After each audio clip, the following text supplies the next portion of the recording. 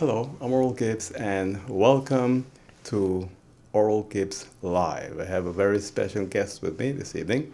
You will meet my guest after these words here. The sponsors, the Windward Island Bank. Windward Island Bank in three locations in Phillipsburg, Cul-de-sac, and in Simpson Bay. The Windward Islands Bank for all your banking needs. And GEBE, local water and electricity company serving St. Martin for over 6 decades. GEBE. And I'm Earl Gibbs, and with us here this evening, I have a very, very interesting young man. He is the Deputy Prime Minister of St. Martin. He's also Minister of Romy.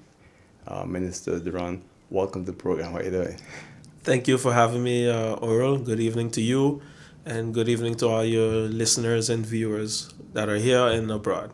I'm doing good. I'm doing good. That's good. And yourself? I'm doing great. And I'm glad that you came, because most of the time, some ministers are afraid to come, but we're nice. We're not. No. I always feel good to have the opportunity to reach your crowd as well. Right. So, now and then we have difficulties in scheduling, but nevertheless, I'm here now, and I always find it a pleasure and an honor to have to be here on your show. Well, that's great, and thanks for coming. There's so many things happening. I notice when you drive around the island. Yes. There's a huge amount of construction. There's like a construction boom.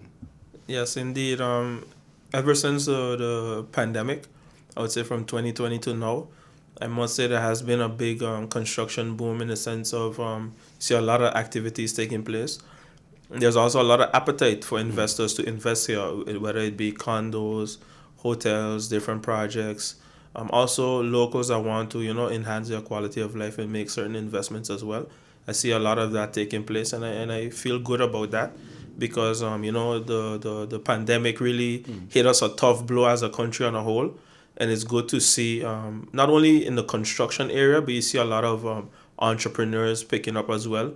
And that has a lot to do with the ESP program that is being executed on behalf of government via the NRPB, where persons get loans for their businesses. So we're seeing different activities taking place, and I'm very positive on the future, on what's to come. And even having different discussions with different of our peers and so forth. This is a once-in-a-lifetime opportunity, so to speak. The hurricane hit us really hard, and, threw us in a hole. And the pandemic came and threw us double in a hole, so to speak. Nevertheless, we are picking back up as a country, and we're moving forward. That's the type of people that we are. The word resilient isn't just used for fun, but the people of St. Martin have been resilient and always bounce back. And that is something that I'm proud to be a part of. Are you surprised that sometimes people don't really know what's going on, or they should know more about what's going on? Yes. When I say surprise, it's clear that a lot of persons are not up to date 100% all the time with what is happening. And that's why, it's our responsibility, my responsibility as a minister, also with my colleagues, to emphasize and bring across a message, because a lot of things happen in the background, and it takes time for certain things to get done. I always say, you're not running your own personal business, so therefore there's a lot of control mechanisms that need to take place, and then those things take some time. But indeed, I always say there's always room for improvement. So therefore, when I speak to certain individuals like yourself, and let's say if you give me a tip or someone gives me a tip, you try to apply it, you go and reflect and say, okay, maybe I could have emphasized this more, bring it out more. That's very good, because very rare you find ministers that will do that. In fact, you give them a tip, they'll ask to prove to them, what you're saying. So that's nice that you open to that. Indeed, that has been my philosophy, and also the one of the main ingredients, I would say, to me climbing and reaching where I'm at thus far.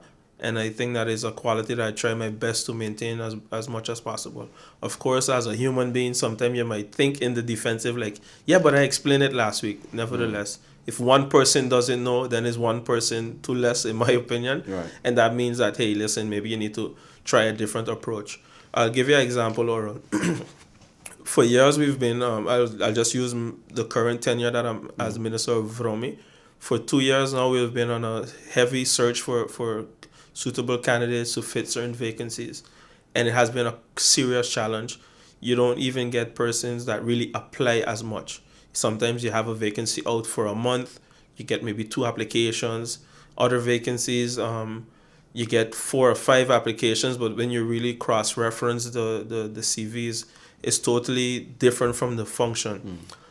So I was discussing with my team and basically trying to brainstorm how can we, work on or remedy such a situation, and then we came up with the idea to do a sort of a job fair under we call it a job mixer, where you have persons come in, you have the different departments that are there present, different key staff from the department that are going to explain the guests, hey, you know what, this is what we do in infrastructure management, this is what we do in domain affairs and different departments.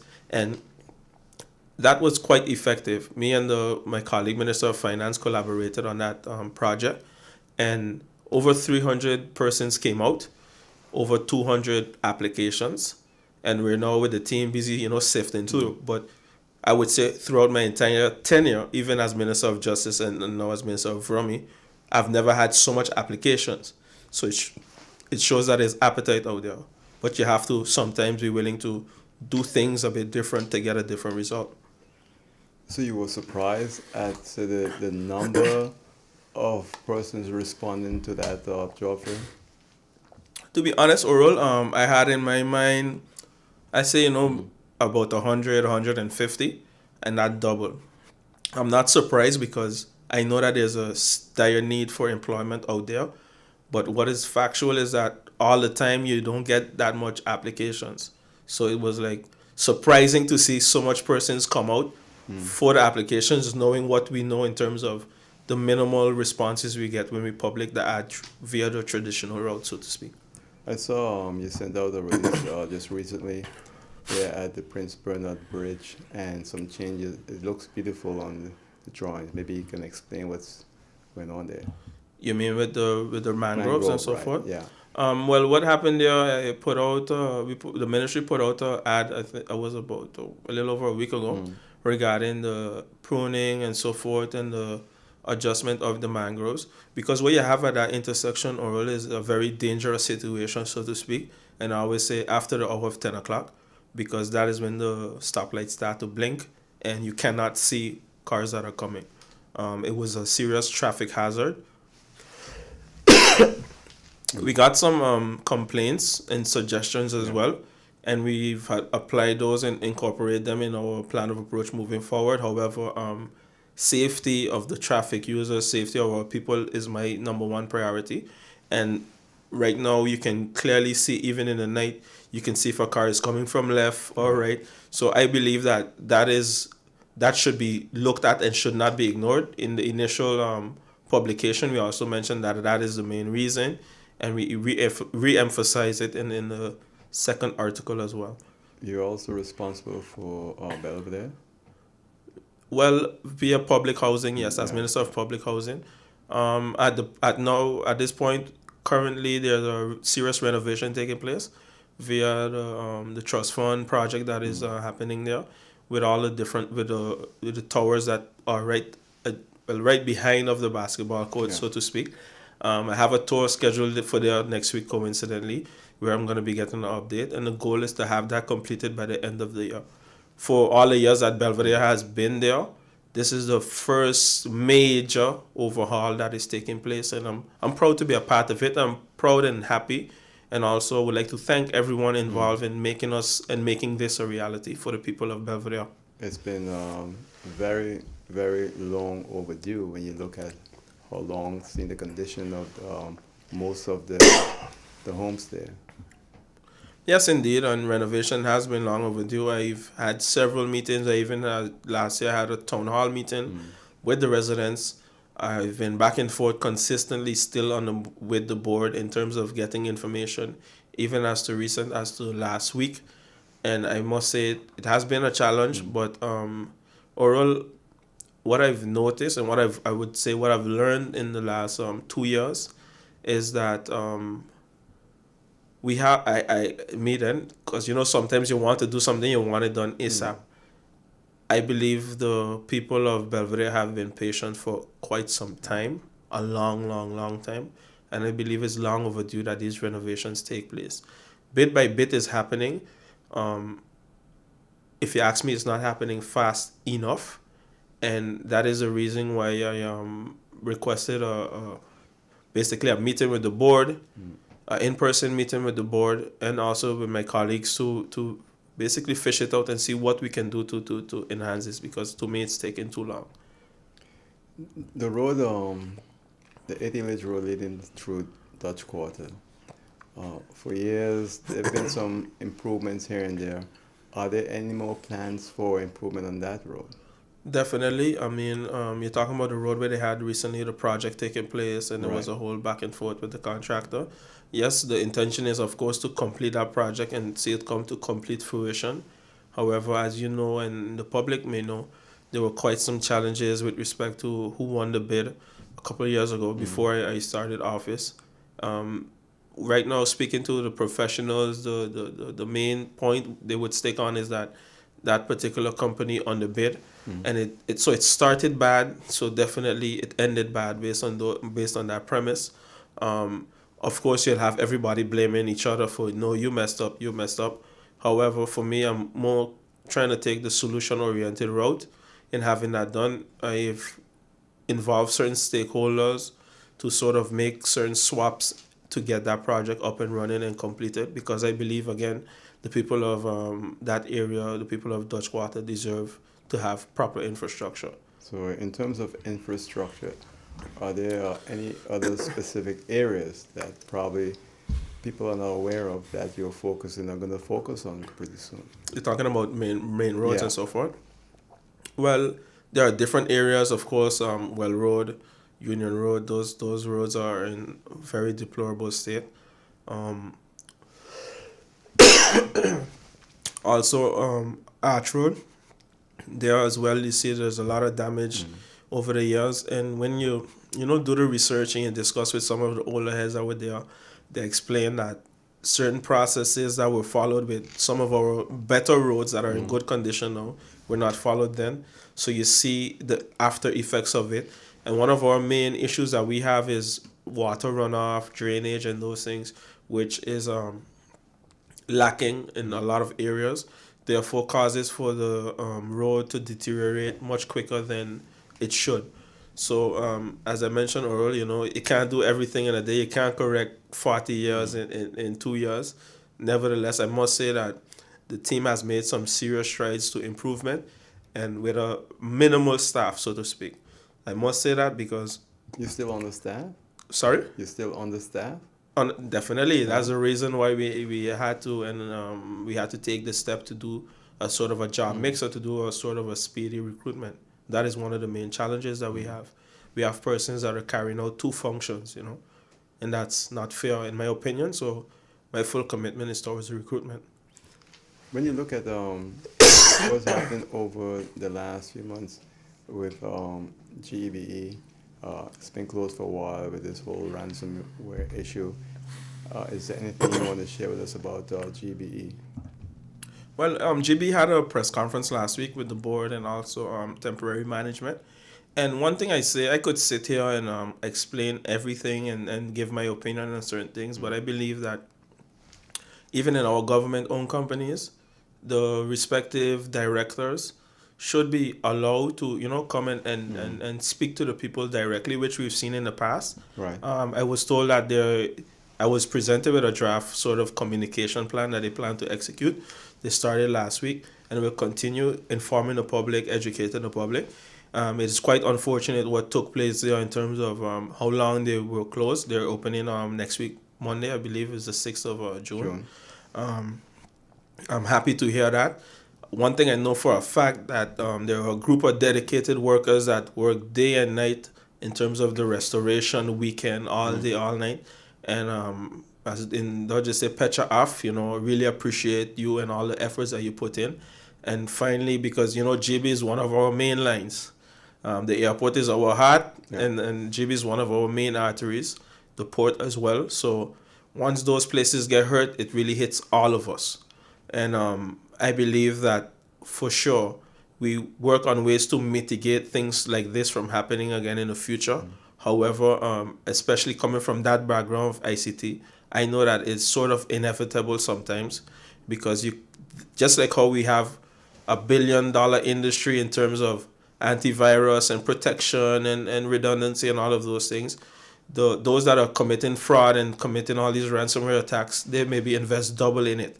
They sit in skyscrapers, they have multi-billion-dollar corporations that are busy, and that's all they do. So as I gave an example a couple of weeks ago in a press briefing, saying that just because you wear a bulletproof vest doesn't mean you can't get shot or you won't die. The bulletproof vest is to slow down, mitigate anything, but it doesn't stop it completely. You know, so I think that once you run that methodology, run that idea by it, you could kind of get an understanding as to what we're dealing with. You can put different ways in place, but you have to also remember that anything could happen anytime. And if you have, for instance, and just give an example, I have an old iPhone that I used to use, which is backing up this new one. But let's say now I have a virus on one of them, on the new one, and I back it up to the old one, then I'm just backing up the virus as well. Right. Simple example. And I believe, again, as you mentioned earlier in the beginning, sometimes people don't understand. And it's our responsibility as leaders, as ministers, as members of parliament, or even CEOs of respective companies to educate them so that they can understand. You know, I heard one of your political opponents saying recently, as I was driving on the radio, that when those two towers are completed and all the other construction, there's going to be a huge problem with electrical power because there are no new engines being ordered GB. Well, I don't have any information on to say that. And just for clarity's sake, I don't have any political opponents. I just work on behalf of the people. The people put me here. I'm not here on my own strength, nor do I try to bring that over. And I work in my best interest to represent the people. That's why you see that I'm very, how to put it, I'm very careful in certain things that I say and feel, because at the end of the day, sitting in an office, you represent the people that put you there. And I think once you remember that, then you shouldn't have any problems. So I wouldn't want to comment on that in particular. I have no information of that being an issue. I know for a fact that back in the days, we had a lot of load shedding. If I say that the power plant is totally up to par now, that would just be not true. Of course, there's room for improvement, but I don't want to comment on that particular case because I don't have the facts. But you mean, Minister of Rumi, are you aware of any new engines on purchase for GB? I know that during the ending of the last management team, there were plans on the table to purchase new engines and also the construction of a new building. But with the recent change of board, change of management, all those different things, which is now basically, you could say, in the final stages, now finally, I say finally because it's a process that took place even before I came into office. It started in terms of the recruitment, talking back in 2019 even. So even before tenure as Minister of Justice, and now to see it finally come to an end for me, it took way too long. Nevertheless, there are multiple reasons why that happened, and it's one thing to go back in the past or just move forward and get it done. So I'm more, as I mentioned, trying to focus on the solution. And since then, there has been no concrete information as to the way forward on it. But I know that it's an ongoing discussion. I also had the privilege of meeting the plant manager, Mr. Hodge, on several occasions, where he gave a good detailed breakdown as to the needs of GB, what they're doing now. And I must say that it gives me a good feeling to see our young local professionals in these positions. I mean, he knows his stuff. I mean, I sitting down there for the several hours that we had different meetings. I mean, it blows your mind away to learn all those different things. And I believe that now and then, if we communicate these things to the public, whether in infomercials or different things, you just bring a different realm of knowledge so that people could understand. Because a lot of people maybe just, you come here, switch on the light. Every time you switch on the light, you don't think that there's somebody working by power plant 24/7, monitoring all the systems to make sure that it's good. And it's natural too, because sometimes we get accustomed of things and it doesn't bother us how it gets done. Just like if you have your kids, they come home, they see that there's food there, but they don't think that, okay, mommy and daddy need to go and work for it. That's just an example. So we have those people in those positions, and I believe that if we do a small little things to educate the public more, then you leave less room for speculation, so that people could Yeah. understand what we're dealing with. And Mr. Hodge is a very intelligent, Oh yeah, and he's a very fine young man, brilliant. and is a young St. Martin. Oh yeah, So I think that's good that you mentioned him, but they need to be highlighted more. I agree with you. And the first time I met him was in the position as Minister of Vromi. So even as, for instance, as a member of Parliament, I didn't know who was running the plant and so forth. Yeah. So I just drawing a reference that we need to bring these things up more, and also it serves as a how to put it? It serves as motivation for our youth as well, to show them that things are possible. You know. Yeah, because they don't realize the No, possibility. they don't realize the possibilities, and sometimes we are quick to take on the negative quicker than the positive, and then you dim your light before it's even turned on. So So all the issues, did it surprise you? Because it seems like there's this ongoing fight, and lately GB employees published a letter calling for the intervention of a minister, and it goes back to way back to 1980 something, when we had people calling again for the Dutch intervention, and it's never in our interest, but we're still seeing it. Were you surprised? Well, in the last almost 5 years that I've been in politics now, or well not been, because I've been active more as a campaigner, but being in politics now, nothing surprises me, to be honest. However, I just want to make one slight comment or correction, because we don't know that that letter came from staff. I 99% convinced that that letter did not come from staff. I'm going to explain you why. Because when I start to think about it and you read it, there's no signatures, there's no petition, there's nothing to verify any facts with it. I then reached out to management to ask them, hey, but with all these concerns, nothing was ever indicated to me, for lack of a better word, that the house was on fire. From the updates that to the calm and so forth, is like everything is under control.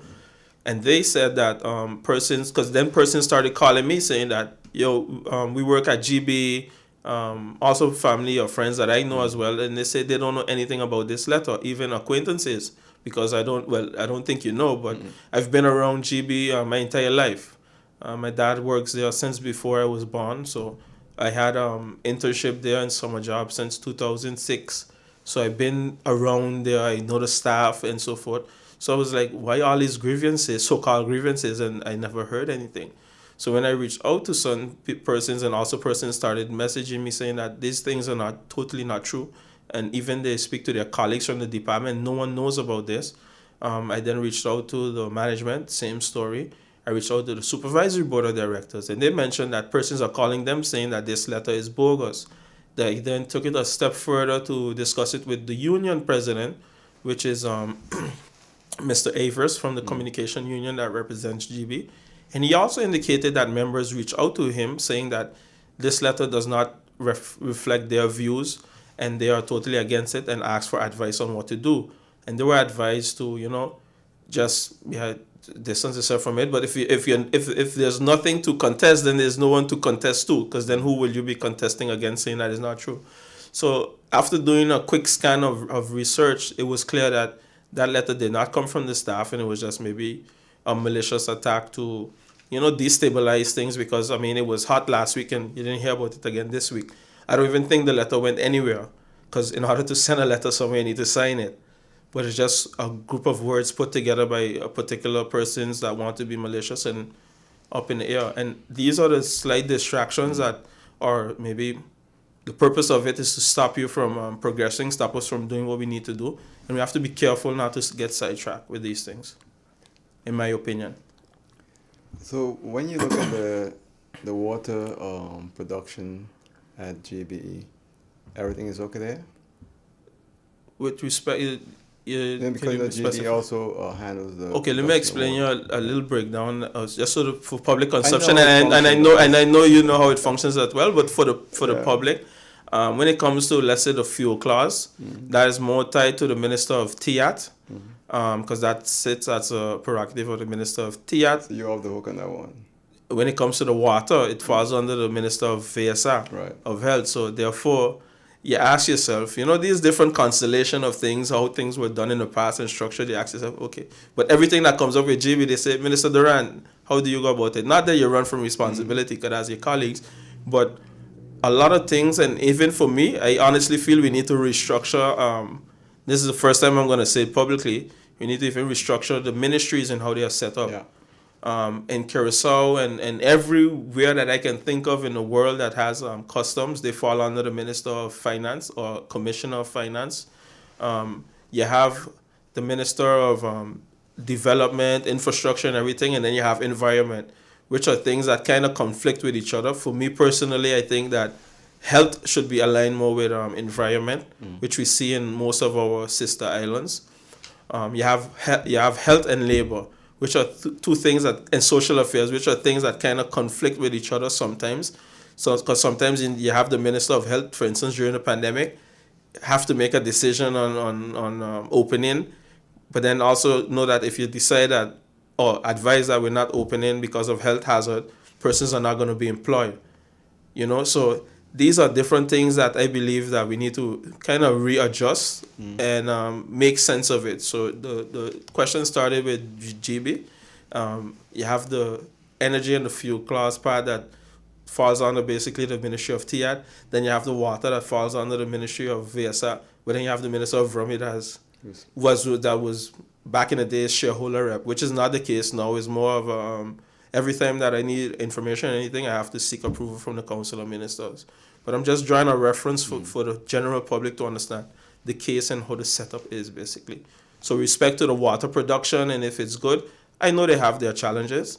However, I don't want to comment on something that I don't have real-time update on it at the moment. So in terms of infrastructure, you covered most what you want to speak about. I noticed also that there's a lot of noise about you are planning to send persons to remove certain construction at the airport tomorrow. I don't know if you saw that that came out from one of those social media.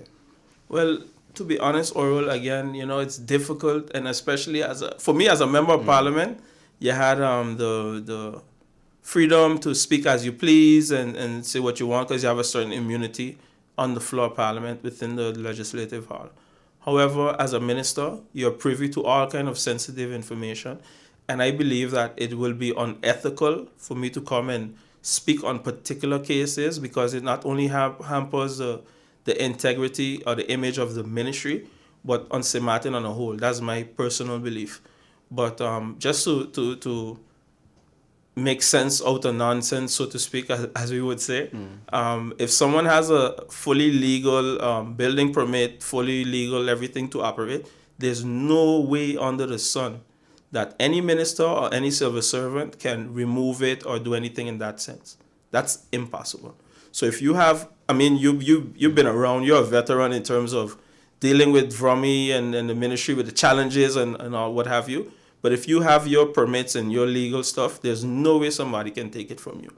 What you have is persons that believe that they're above the law and they do as they please when they please. And that is obvious because you can't have one individual that is dealing with multiple issues at the same time all the time. And it's like, does the government really have a focus on one individual for the past 5-6 years? Makes sense out of nonsense. And I would just like to leave that there for now. But clearly, majority of things people have their own will in terms of trying to carry things a certain way. And as like-minded individuals, we have to be able to pick sense out of nonsense. All right. In case you've just joined us, you're watching Oral Clips Live. My guest is Deputy Prime Minister of St. Martin and Minister of Roaming, Minister Doran. We're speaking with him when we come back. We'll continue talking right here on Oral Clips Live with Minister Doran.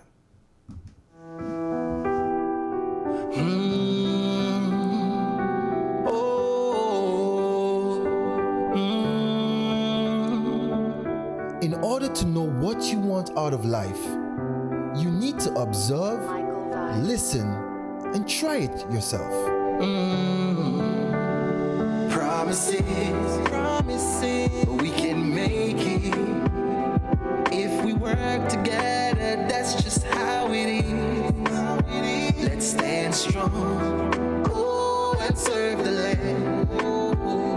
Working hard as one nation, yes we can. The more difficult it is to achieve, the more satisfying it is to make it. Just believe in us, we'll see you through it all. Never give up. Never give up. We can make it. Never forget those who were there for you. And if you dream big, you might just achieve it. The power to serve, standing for community. OGB got the power to serve, the power to serve. We got the energy.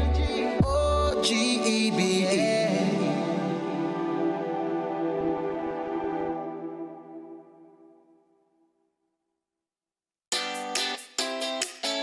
Make use of Web mobile banking with easy access and direct usage of face recognition,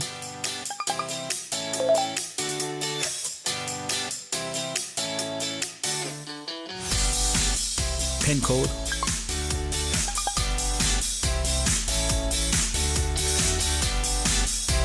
or fingerprint. Download Web mobile banking app and make your transaction from anywhere at any time. For more My guest on Oral Gibbs Live is Minister Doran, and we're here to speak with him. He is Deputy Prime Minister of St. Martin. He's also the Minister of Romy, and he's my guest here on Oral Gibbs Live. We speak with him about all the different issues. So the whole issue of, say, Romy and saying having to cancel a building permit or revoke a building permit, is that possible? Yes, it's possible, and it's also stipulated by law. Let's say when you get your building permit, back in the days, based on what I was explaining, and also based on research that I did, is that they never used to publish building permits in the Gazette. In recent years, the ministry started publishing building permits.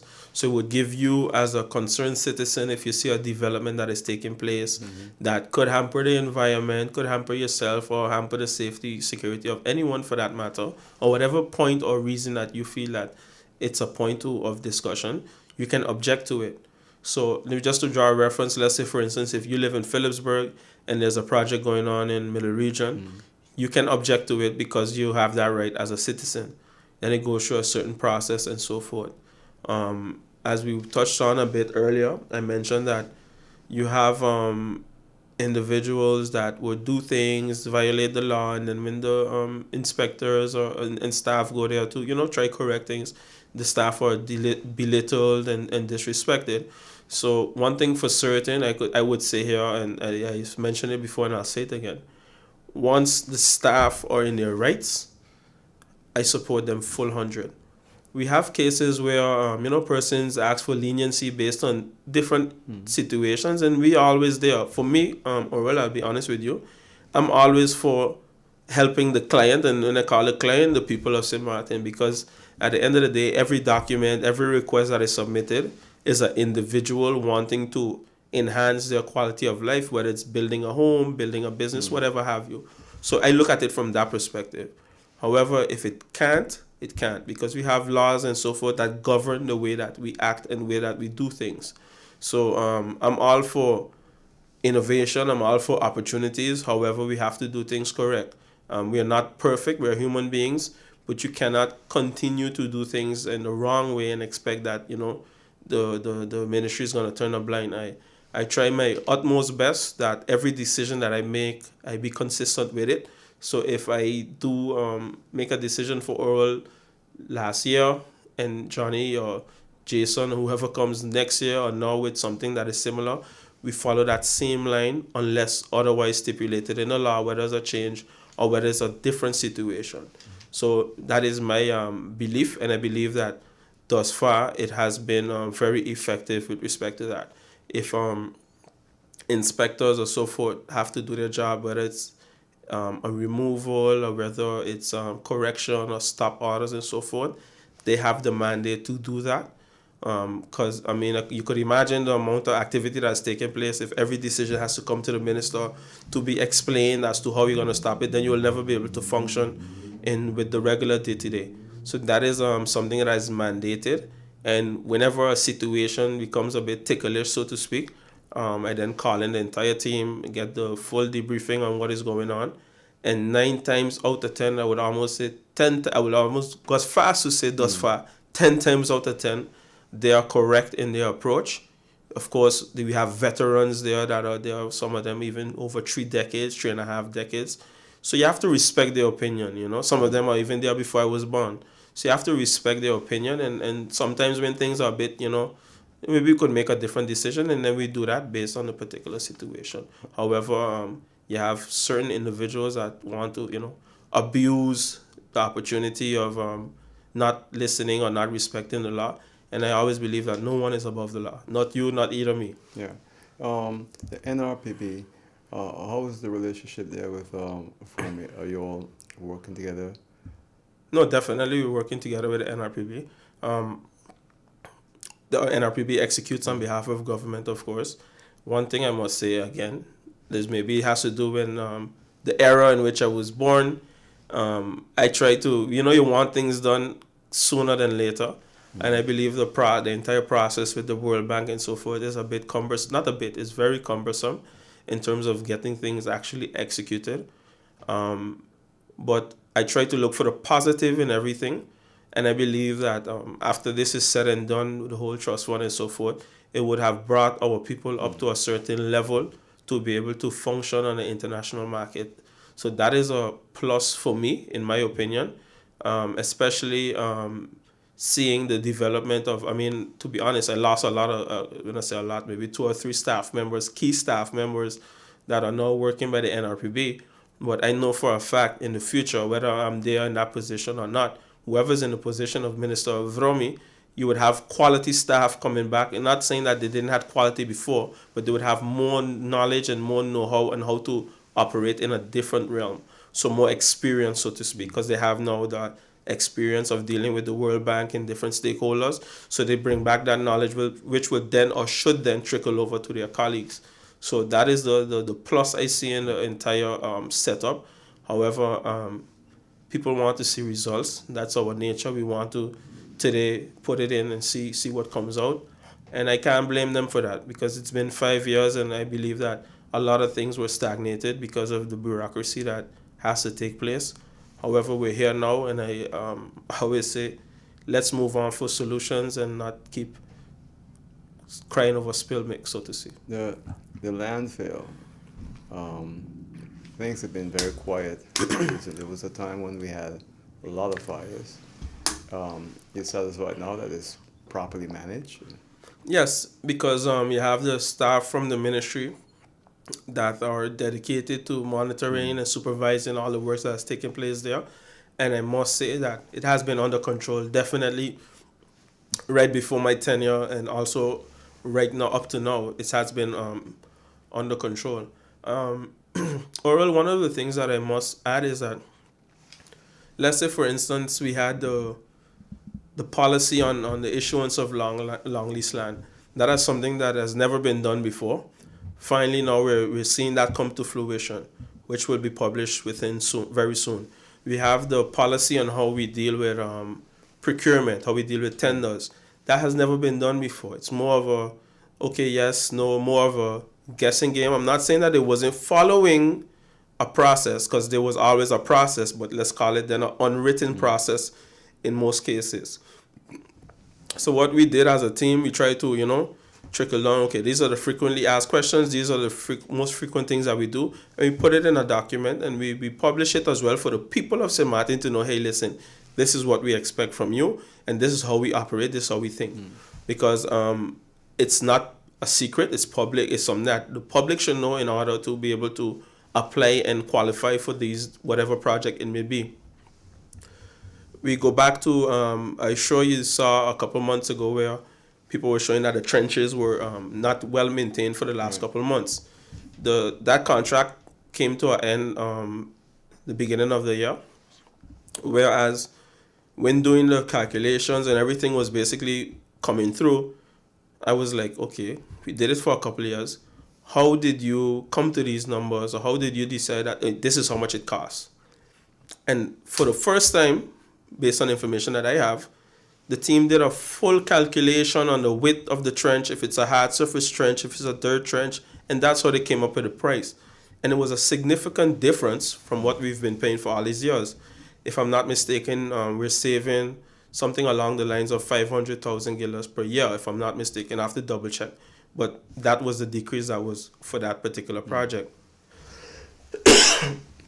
Now, if you use that same methodology to apply it to the wastewater treatment plant that we have on Illich Road, I'm still waiting to get the final numbers, but we were paying for quite a number of years, 2.2 million guilders a year for the maintenance. 2.2 million guilders a year just for maintenance? For the handling of it and the works and so forth. Oh. After doing some research and doing some adjustments, we're paying almost, we calculated thus far, and again that's preliminary numbers. This is a little bit more than half of that. Wow, that's a big savings. And we took over the management. Oh, okay. Just to give you an idea.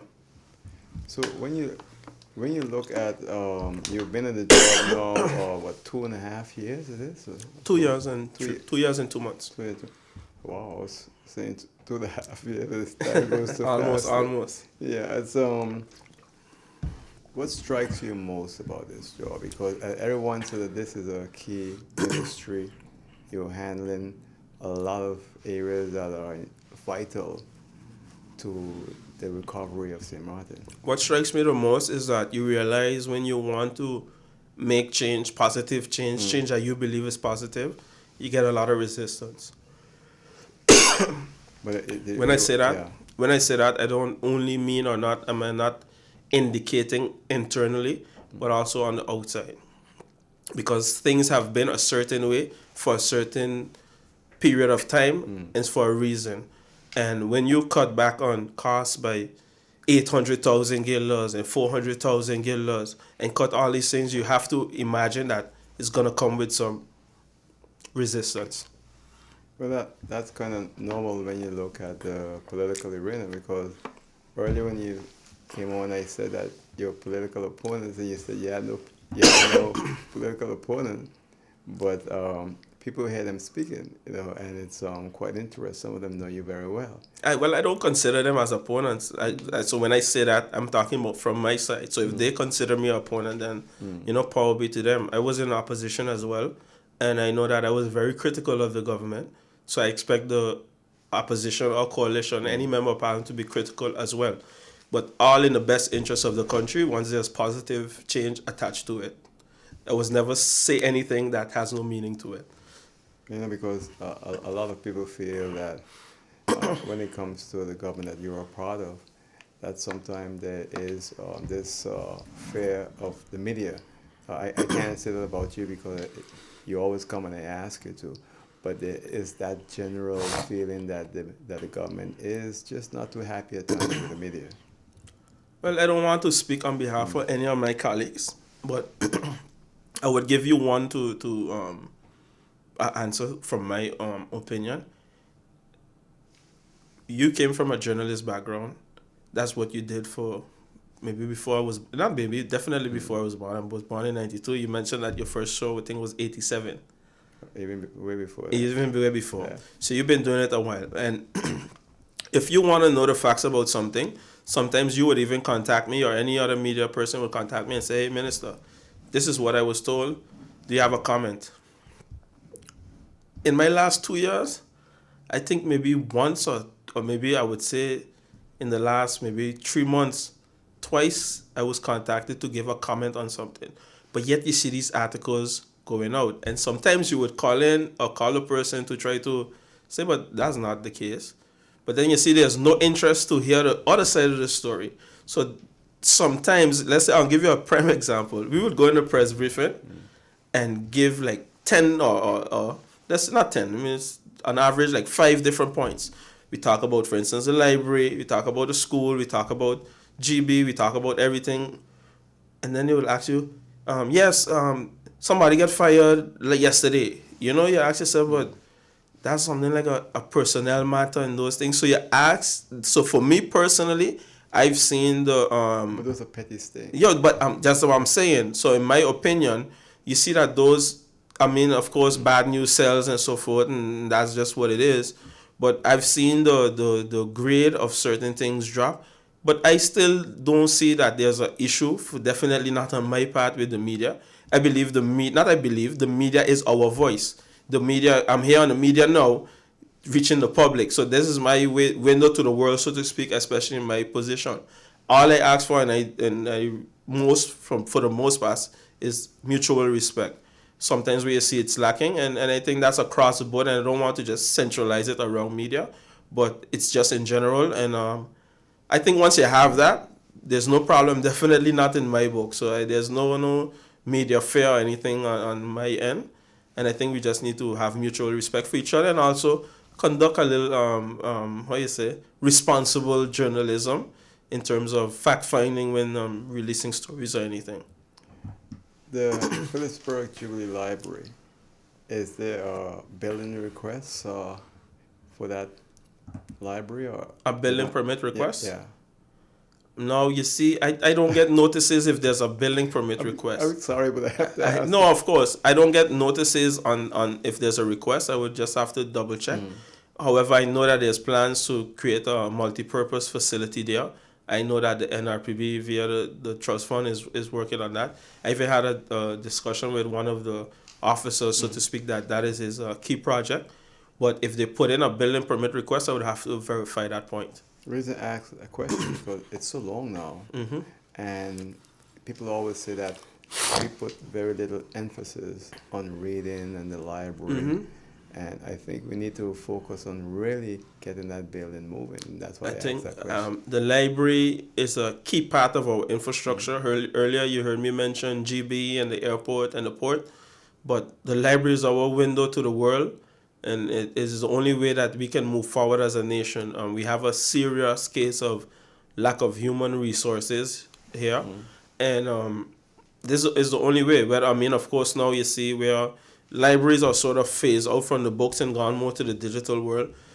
There's the pros and cons, I could tell you, because let's say my generation, we went through that transition period, meaning that I grew up going to the library a lot. And then you see it slowly fade away. So I'm not sure how far to go back and when it really kind of disappeared in terms of that. I remember can't remember what day, the library bus would come by the school, you pick up your books and so forth, and then you go and you carry back. We don't even have a library bus no more. So along the way, Oral, we have, in my opinion, as a country, we have lost a bit of things that mold us into being better people and better persons in society. So I think that we need to really work on getting those things back. I know for a fact that the building permit for the Marie Laurent School was not only applied for, but approved by my person last year. That was done. I mentioned that as well, so I will have to follow up with the minister and the NRPB to find out what's the status update. I know that the minister has been pushing for that as well to get that be started, so... But that one for sure I know has been approved and everything, but the library I'll still have to verify. The Sister Mary Lawrence School is such an important school for the region where it's located. And it's just a shame that it has taken so long, almost 5 years. So it's good to hear now that it will eventually be rebuilt. No, it definitely will be rebuilt. The building permit was signed already. Again, as I mentioned, Oral, and it's an issue that I had in Parliament. The route of using the World Bank and so forth, to me, was not a good idea. And that's the reason why 5 years later, things are moving so slow. That's my opinion, and whether I'm in Parliament or in government, I'll stick to it because I really believe that, unless otherwise proven in the future. But to me, that has been the main sticking point. Can you get funding from the NRPB, say, for marking out the roads? Because so often you drive at night and you're struggling to see whether you're at the end of the road or in the middle of the road. I know there are some challenges in terms of funding for that. Well, not via the NRPB for sure, because all the funds for that has been allocated already. Coincidentally, last week we placed the order because it was a challenge to get paint. You need a specialized paint. Yeah, you need specialized paint as well. And I'm sure you noticed the paint on Colby Hill don't fade away. It has been there for quite a while. So it was really a lot of research going into getting something that is good and not something that's going to fade away. In the meantime, we did receive quotations and so forth. So those orders have been placed, and that is going to take place within short. We're still contemplating if we're going to have the staff do it, which is spreading them thin because they deal with burials and all other road works, or we're going to have, small contracts to have that done. So that is the discussion right now based on cost-benefit analysis, which one is going to be cheaper, most efficient, and also quicker completed. And that's going to kind of go hand in hand with the road resurfacing project that we do on a yearly basis. We are now entering the hurricane season, and you play an important role in that section. Definitely, with respect to the trenches and the pumping and making sure the water levels are adequate with respect to the pond. We have the team monitoring that on a regular basis. Last week was the first EOC meeting that took place with all the respective ESF groups, and I got good feedback from that. Right, so I guess we'll be ready for the hurricane season. Definitely ready with respect to shelters, definitely ready with respect to our monitoring systems. We had some challenges with the pumps, and that has been a challenge for quite a while now with different initiatives trying to get new pumps. We have a unique situation here in St. Martin, as you know, and bit by bit, I'm doing my best as well with the team to make the best of what we have. Collectively, I must say that we as a government have been making some strides, some serious strides, things that haven't been done since 2010. You just look at the financial statements, for instance. They are basically up to date now. When we came in, I think they had statements from 2015, 2014 that were not completed. So that goes to show that the team, also at the Ministry of Finance and all other stakeholders involved, are really pushing. So we're getting a lot done with limited resources and a constant battle in terms of not having enough funds to be able to complete and execute. So that is a fact. That's just a general fact. If you have $8 and something costs $12, you just don't have enough money. You have to see what you can get for $8 that could compensate what you need and be able to survive off of that. How soon you think you will be able to start hiring people? Those people that came based on the mixer. Yeah. The objective, because right now the team are busy evaluating, because there was a lot to sort out, and some people, kind of applied for one function, but you see where they don't fit in that function. However, they're more in line with this one. So there are different correspondences that had to go out, which will be going out. I was told, it was communicated to me by Friday.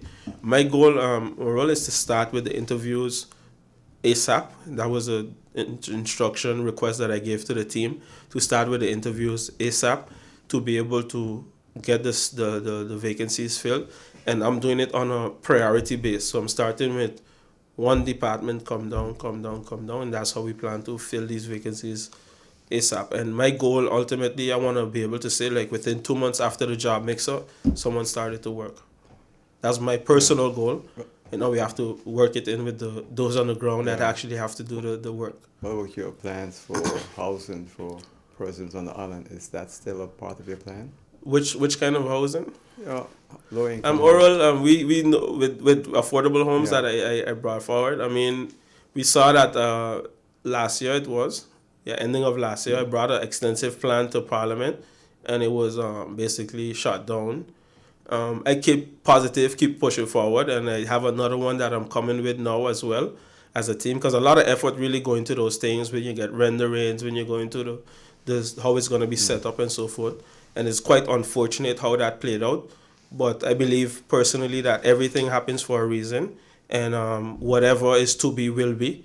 So I don't argue too much. Sometimes when things go good, we say thank God, and when they go bad, we want to wonder why. When they go good, I say thank God, and when they go bad, I say thank God as well, because maybe just you have to take a different road. Ultimately, I believe wherever we need to reach as a country, we will reach. For me, I try to get things done as soon as possible, once following all the right procedures, and I have something that is in the oven cooking, and hopefully within the next month and a half, I will be able to bring it out and see where we go from there, because I know that housing is a major challenge, and right now the main focus is to have the homes in Belvedere completely renovated so that the persons could move in there, and bit by bit we get our public housing sector back to where it needs to be, because that is one of our major concerns and one of our major issues that we have. Well, Minister, we're out of time. Already. 30 seconds, all yours in closing. Oral, I would like to say thank you for having me. It's always a pleasure to be here, and I look forward to coming back. I would like to tell the people of St. Martin, to stay positive. I try my best to stay positive. I appreciate all the WhatsApp messages, the prayers, the support via Facebook as well. And just know that you have my full commitment to continue to serve. At the end of the day, I always say I'm not here on my own strength. I'm here based on the strength of the people. So God bless the people of St. Martin. Deputy Prime Minister and Minister of Romy, Mr. Doran, was my guest on Oral Gibbs Live. I'll see you next time right here on Oral Gibbs Live. Until then, take care. Bye.